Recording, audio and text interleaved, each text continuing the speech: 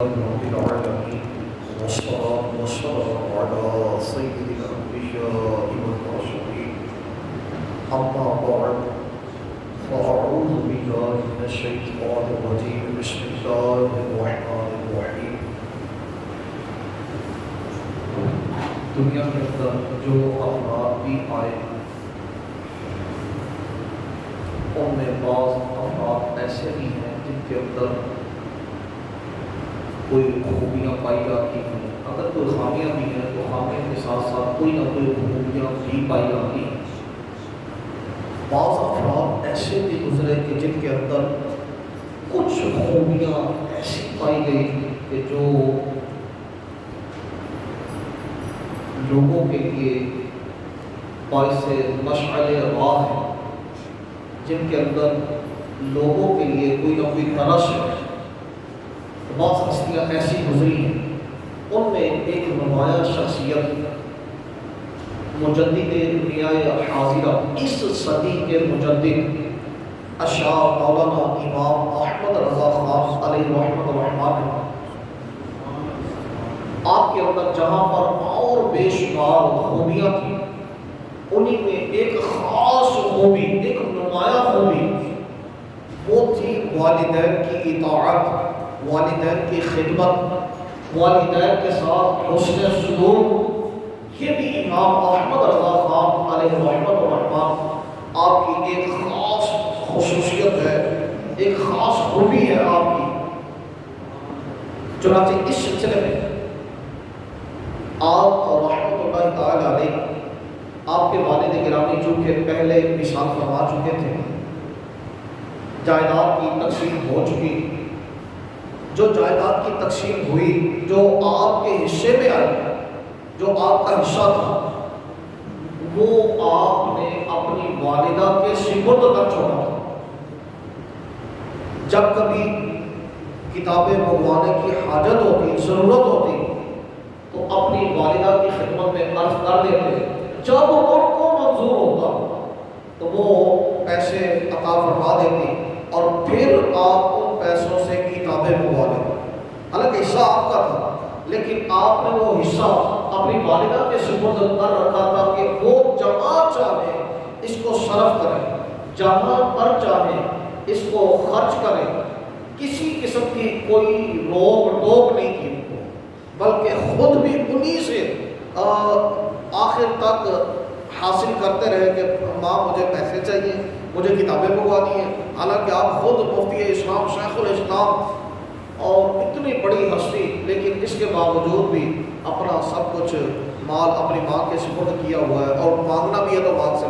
مانگنا ہے۔ یعنی ایک طرف ہم لوگ ہیں، ہمارے معاشرے کے اندر تو یہ ہوتا ہے کہ بیٹا سب کچھ ماں کے حصے پر بھی خود قابض ہو جاتا ہے،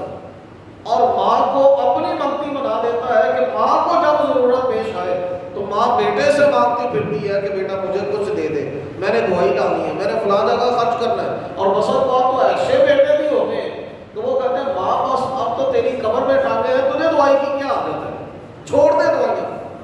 یعنی ایک طرف ہماری کیفیت ہمارے معاشرے کے اندر صورت حال یہ، اور دوسری طرف یہ ہے کہ امام اہل سنت نے اپنا حصہ جو کچھ بھی تھا وہ سارا اپنی ماں کے سپرد کر چھوڑا تھا کہ ماں جہاں تو چاہے، کسی قسم کی کوئی روک ٹوک ہی نہیں۔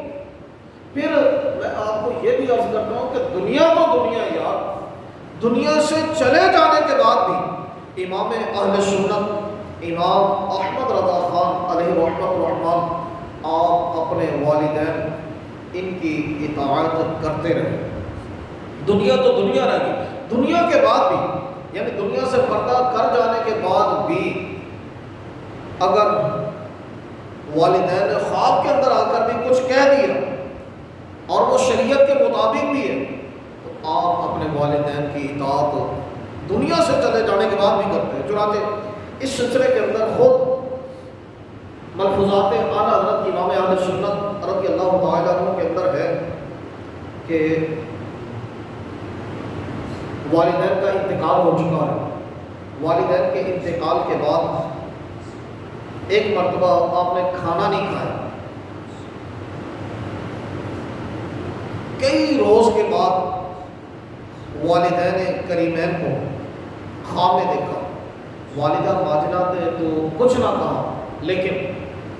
والد صاحب نے فرمایا کہ تمہارے نہ کھانے سے ہم کو تکلیف ہوتی ہے، یعنی والدین دنیا سے چلے گئے اور بیٹا دنیا کے اندر رہتے ہوئے کھانا نہیں کھاتا۔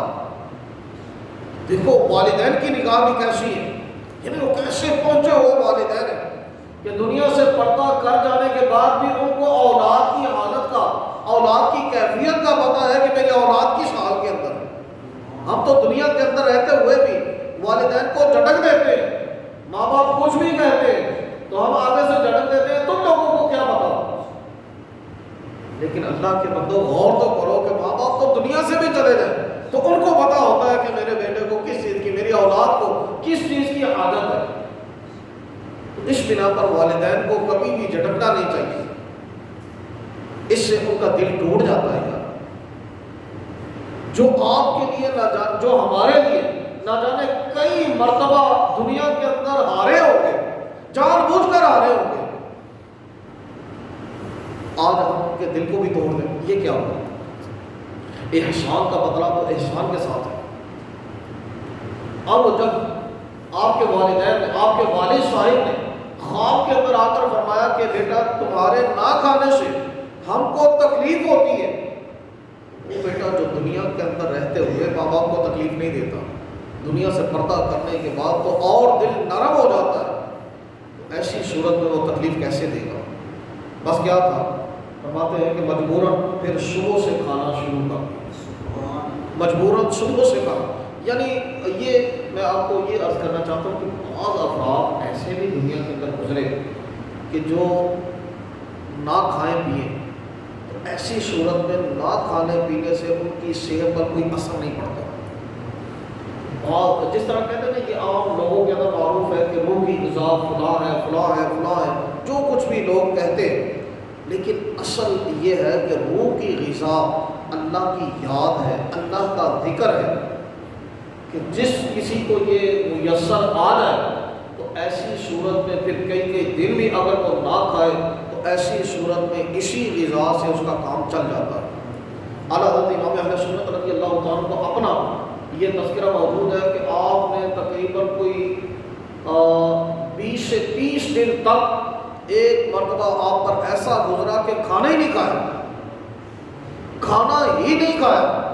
کئی مرتبہ گھر والوں کے اصرار کے باوجود بھی آپ نے کھانا نہ کھایا، ایسا بھی گزرا آپ پر۔ تو یہ اصل میں تھا کہ، اور آپ کی صحت پر بھی کوئی اثر نہیں آیا۔ یہ ہوتا نا کہ ہم نہ کھائیں تو شام تک ہمارے منہ لٹک جاتے ہیں، لیکن وہاں پر ایسا نہیں، اللہ والوں کے ہاں ایسا نہیں، بس اوقات کئی دن تک وہ اسی طرح گزار دیتے ہیں۔ اب ظاہر ہے کہ والدین کے ساتھ اس قدر والدانہ جو بچہ پیار کرتا ہوگا، تو ظاہر ہے کہ بچہ پیار نہ بھی کرے تو ماں باپ تو پھر بھی اپنی اولاد سے پیار کرتے ہیں، اور جہاں پر بچہ بھی فرما بردار ہو، پیار کرنے والا ہو، اس نے سلوک کرنے والا ہو، تو پھر وہاں پر والدین کے دل کے اندر اس بچے کی کس قدر محبت اور کس قدر اس کے ساتھ ایک تعلق اس بچے کے ساتھ ہوگا۔ بس اسی کا اندازہ آپ یوں لگائیے کہ امام اہل سنت کے ساتھ آپ کی والدہ کو کس قدر والدانہ محبت تھی، اپنے اس بیٹے کے ساتھ کس قدر والدانہ عقیدت تھی، کہ جس وقت امام اہل سنت دوسری مرتبہ حج کرنے کے لیے تشریف لے گئے نا، اور یہ مسئلہ بھی اپنے ذہن کے اندر کیا، جس وقت دوسری مرتبہ، ایک مرتبہ اگر اولاد، ایک مرتبہ بندے کو ذات راہ میسر آ گیا، استطاعت میسر آ گئی حج کرنے کی، حج فرض ہو گیا، تو اب اگر والدین روکے بھی تو ایسی صورت میں حج کرنا اس پر فرض ہے۔ لیکن جب ایک مرتبہ حج کر چکا تو دوسری مرتبہ اگر اللہ توفیق دے دے اور بندے کو شوق بھی ہو کہ میں حج کروں، حج کر بھی سکتا ہے، حالات بھی سازگار ہو، تو ایسی صورت میں اگر والدین بوڑھے ہو جائیں، ان کو ضرورت ہو اولاد کی خدمت کی، تو ایسی صورت میں والدین کی اجازت کے بغیر دوسرا حج کرنا اس کے لیے جائز نہیں، دوسرا حج کرنا بھی اس کے لیے جائز نہیں اگر والدین کو عادت ہو، اب چونکہ ایک مرتبہ آپ حج کر چکے، اب دوسری مرتبہ اس کا بھی ایک بڑے لمبا بیک گراؤنڈ ہے کہ وہ کیا صورت پیدا ہوئی جس کی بنا پر آپ کے دل کے اندر جو چھپا ہوا عشق تھا وہ ظاہر ہو گیا، اور پھر آپ حاضری مدینہ شریف کے لیے تڑپ اٹھے، اور پھر جو کیفیات آپ پر گزری وہ گزری۔ لیکن ان کیفیات کے اندر بھی آپ نے شریعت کا دامن نہیں چھوڑا۔ خواہش تھی مدینہ شریف کی حاضری کی، دوسرا حج کرنے کی، حرمین شریفین جانے کی، اور سب کچھ میسر بھی ہے، لیکن ادھر والدہ ماجدہ بھی تھی، تو والدہ کی اجازت بھی ضروری تھی۔ ان کی اجازت کے بغیر یہ جانا بھی نہیں چاہتے کہ شریعت کی خلاف ورزی نہ ہو۔ اب ایسے میں آپ نے کیا کیا؟ دوپہر کا وقت ہے، والدہ لیٹی ہوئی، اور یہ شیخ الاسلام والمسلمین اپنے وقت کا مجدد باہر سے گھر آتا ہے اور دیکھا کہ والدہ سوئی ہوئی، والدہ کے قدموں میں اپنا سر رکھا، والدہ لیٹی ہوئی، والدہ کے قدموں میں اپنا سر رکھ دیا۔ اب ظاہر ہے کہ کسی بھی بندے کے قدموں میں آپ سر رکھیں، اور پھر بالخصوص وہ اولاد بھی ہو، اولاد بھی فرما بردار ہو، اولاد سے محبت اور پیار بھی ہو، تو پھر ظاہر ہے کہ جو دل کی کیفیت بنے گی وہ وہی جانتا ہے کہ جس کے قدموں میں اولاد کا سر آئے گا۔ جس وقت آپ نے قدموں میں سر رکھا تو والدہ ماجدہ اچانک اٹھ کر بیٹھ جاتی ہے اور پوچھتی ہے بیٹا کیا بات ہوئی؟ تو آپ نے بر آئی ہوئی آواز کے اندر عرض کیا کہ ماں میں حج پر جانا چاہتا ہوں، مجھے اجازت دے۔ یعنی یہ عرض و معروض کی کیفیت ہے کہ ماں کے قدم ہے اور بیٹے کا سر ہے، اور بڑے لجاجت کے ساتھ، بڑی پیار محبت کے ساتھ عرض کر رہے ہیں کہ ماں مجھے حج کی اجازت دے دیجیے۔ اور ظاہر ہے کہ جب ایسی کیفیت کے اندر اولاد ماں سے اجازت مانگ رہی تو ماں کی کیفیت تو ویسے ہی بدل چکی ہوگی، تو ماں کے منہ سے سب سے پہلا لفظ جو نکلا کہ بیٹا جا خدا حافظ۔ اچانک ماں کے منہ سے یہ نکلا، پھر کیا تھا؟ امام اہل سنت شریعت کی پاسداری کرتے ہوئے کہ ماں نے اجازت دے دی، اس پر خوش ہو گئے، اور پھر الٹے قدم ماں کی طرف پشت بھی نہیں کی، الٹے قدم گھر سے باہر نکل گئے۔ اور یہ بھی ایک انداز ہے ادب کا ماں باپ کے ساتھ۔ میں نے پیر جماعت علی شاہ صاحب رحمۃ اللہ تعالیٰ علیہ آپ کے حالات زندگی کے اندر پڑھا ہے کہ آپ رحمۃ اللہ پہلے سواریاں ہوتی تھی، تانگے وغیرہ، ریڑے وغیرہ، بیل گاڑیاں، اس قسم کی سواریاں ہوتی تھیں۔ تو پیر جماعت علی شاہ صاحب رحمۃ اللہ تعالیٰ علیہ کا میں نے پڑھا کہ آپ ہمیشہ آپ کا یہ معمول رہا کہ جب گھر سے نکلتے تھے تو تانگے پر سواری کرتے تو آپ کا انداز تھا کہ آپ ہمیشہ تانگے کی پچھلی سیٹ پر بیٹھا کرتے تھے، اور جب باہر سے آیا کرتے تھے تو ہمیشہ تانگے کی اگلی سیٹ پر بیٹھا کرتے تھے۔ یعنی بظاہر ایسا لوگ دیکھ نہیں سکے کہ آپ گھر سے نکلے ہو تو اگلی سیٹ پر بیٹھے ہو، اور جب گھر واپس آئے ہو تو پچھلی سیٹ پر بیٹھے ہو، ایسا نہیں دیکھا لوگوں نے۔ اور ظاہر ہے کہ جب کسی کا عمل ایسا بار بار کرتے ہوئے دیکھا گیا تو پھر ظاہر ہے کہ دل کے اندر تجسس پیدا ہوتا ہے کہ آخر کیا وجہ ہے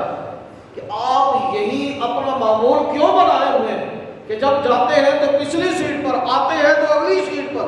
کسی نے پوچھ ہی لیا جناب پیر صاحب اے دستے ہو کہ تسی جس ویلے جاندے ہو تو ہمیشہ پچھلی سیٹ دے اتنے کیوں بہندے ہو، تے جس ویلے آؤندے ہو تو ہمیشہ اگلی سیٹ دے اتنے کیوں بہندے ہو؟ فرمایا میرے گھر کے اندر میری ماں رہتی ہے، میرے گھر کے اندر میری ماں رہتی ہے، میں اپنی ماں کے ساتھ رہتا ہوں، تو میں جاتے ہوئے پچھلی سیٹ پر اس لیے بیٹھتا ہوں کہ میری پشت میری ماں کو نہ ہو۔ یہ دیکھیں نا، سوچ ہے، فکر ہے، کسی طرف بھی ہو، ایسی سوچ ہمیں کہاں میسر ہے۔ فرماتے ہیں کہ میری ماں رہتی ہے، جب میں جاتا ہوں تو پچھلی سیٹ پر اس لیے بیٹھتا ہوں کہ میری ماں کو میری پشت نہ ہو، اور جب آتا بھی ہوں تو اگلی سیٹ پر بیٹھتا ہوں اسی غرض سے کہ میری پشت میری ماں کو نہ ہو۔ یہ سوچ، یہ فکر نہیں تو ہوگی۔ اس وقت میں ایک پاک سرزمین پر تھا، آج سے کوئی 18 برس پہلے کی بات ہے۔ وہاں پر میں نے یہ تحریر پڑھی جس کے اوپر، جس کا مفہوم، جس کا لب لباب یہ تھا کہ حضرت سیدنا امام زین العابدین رضی اللہ تعالیٰ عنہ، ان کا یہ قول میں نے اس پاک سرزمین پر پڑھا تھا۔ اللہ پھر ہمیں حاضری نصیب فرمائے۔ مدینہ شریف تھا، مدینہ شریف کی سرزمین پر میں نے حضرت سیدنا امام زین العابدین رضی اللہ تعالیٰ کا یہ قول پڑھا۔ آپ فرماتے ہیں کہ میں نے کبھی بھی اپنی والدہ کے ساتھ ایک برتن میں کھانا نہیں کھایا۔ یہ بھی ایک سوچ ہے۔ آپ کہیں گے اس کے اندر کون سی کو پڑھائی ہے کہ باپ کے ساتھ ایک برتن کے اندر کھانا نہ کھانا، لیکن اگلا جملہ ذرا سنیں وہ کیا تھا۔ آپ فرماتے ہیں میں نے کبھی بھی اپنی والدہ کے ساتھ مل کر ایک برتن کے اندر کھانا نہیں کھایا۔ کیوں؟ فرماتے ہیں اس ڈر سے، یہ دیکھیے جملہ کیا تھا، فرماتے ہیں اس ڈر سے، اس خوف سے کہ کہیں کسی لقمے پر میری والدہ کی نظر پڑی ہو اٹھانے کے لیے، اور کہیں میرا ہاتھ اس لقمے کی طرف نہ بڑھا، میرا ہاتھ اس لقمے کی طرف نہ بڑھا۔ تو یہاں پر جس معاشرے کے اندر ہم رہتے ہیں، ماں کے منہ کا نوالا بھی لوگ کھینچ لیتے ہیں، چھین لیتے ہیں، اور ایک طرف امام زین العابدین رضی اللہ تعالیٰ عنہ اس ڈر اور اس خوف سے برتن کے اندر کھانا مل کر نہیں کھاتے کہ کہیں جس لقمے پر میری ماں کی نظر پڑ گئی ہو، کہیں میرا ہاتھ اس طرف نہ بڑھ جائے۔ اسی بنا پر یہ کہا کہ بڑوں کی سوچ بڑی ہوتی ہے۔ اللہ ان مقدس ہستیوں کے صدقے سے ہمیں بھی ایسی سوچ نصیب فرمائے۔ تو یہ جملہ میں آپ کو جو عرض کرنا چاہتا ہوں کہ اگر والدین کے ساتھ اولاد یہ سلوک کرے تو پھر والدین بھی اولاد کے ساتھ کیسا حسن سلوک کرتے ہیں، اس کا اندازہ آپ یوں لگائیے کہ جس وقت امام اہل سنت اپنی والدہ سے اجازت لے کر واپس پلٹتے، الٹے قدم واپس پلٹتے ہیں، تو چلتے وقت آپ نے وضو کیا تھا، گھر کے اندر چلتے وقت آپ نے وضو کیا تھا، ایک برتن کے اندر پانی برتن کے اندر تھا، تو کیا ہوا کہ ماں نے وہ پانی پھینکنے نہیں دیا۔ آپ تو چلے گئے، امام اہل سنت تو چلے گئے، لیکن ماں نے اس برتن سے پانی گرانے نہیں دیا۔ فرمایا کہ جب تک میرا بیٹا واپس نہیں آ جاتا اس پانی کو نہ گرایا۔ میرا بیٹا جب تک واپس نہ آیا، بیٹے کا وضو کا پانی وہ بھی ماں نے گرانے نہیں دیا۔ یہ پھر محبت ہے والدین کو۔ والدین کو تو ویسے بھی محبت ہوتی ہے، لیکن فرما بردار بیٹا ہو تو پھر والدین کی محبت کہیں بڑھ جاتی ہے، پھر ماں باپ کے دلوں سے دعائیں نکلتی ہیں۔ اللہ ہمیں ایسا عمل اپنے والدین کے ساتھ کرنے کی توفیق نصیب فرمائے، ایسا حسن سلوک کرنے کی توفیق عطا فرمائے کہ ہمارے والدین ہم سے راضی ہو جائیں۔ دنیا کے اندر رہتے ہوئے بھی، دنیا سے چلے جانے کے بعد بھی اللہ ہمارے والدین کو ہم سے راضی ہی رکھے، ان کا کوئی دکھ ہمیں نہ دکھائے، ہمیں ان کی خدمت کی توفیق اور جذبہ نصیب فرمائے۔ وآخر دعواہم